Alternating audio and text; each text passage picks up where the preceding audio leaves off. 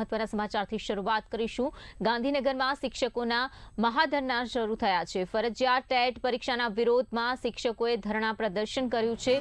સત્યાગ્રહ છાવણી ખાતે રાજ્યભરના શિક્ષકો એકત્રિત થયા છે। હજારોની સંખ્યામાં શિક્ષકો જોડાયા છે। વધુ શિક્ષકો પહોંચવાની પણ હાલમાં શક્યતા જોવાઈ રહી છે। સુપ્રીમ કોર્ટના ચુકાદા બાદ શિક્ષકોમાં ભારે રોષ જોવા મળ્યો છે। વિવિધ જિલ્લાઓમાંથી મોટી સંખ્યામાં શિક્ષકો ગાંધીનગર પહોંચ્યા છે। સત્યાગ્રહ છાવણી ખાતે વિશાળ સ્ટેજ અને મંડપમાં શિક્ષકોનો જમાવડો જોવા મળી રહ્યો છે। અમે અગાઉ જે અમારા વિરોધના ધરણાના પ્રદર્શનો હતા એ અલગ પ્રકારના હતા। અમારા 15-16 પ્રશ્નો હતા। 22ની વિધાનસભા વખતે 14 પ્રશ્નોનું સોલ્યુશન કરવામાં આવ્યું હતું।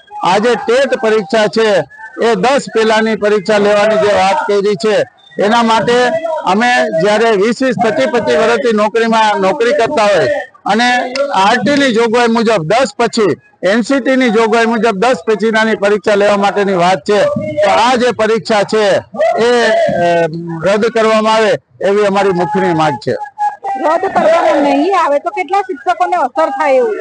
સમગ્ર દેશમાં 25 લાખ શિક્ષકોને આની અસર થતી હોય છે અને ગુજરાતની અંદર 70,000 શિક્ષકોને આની અસર થાય છે।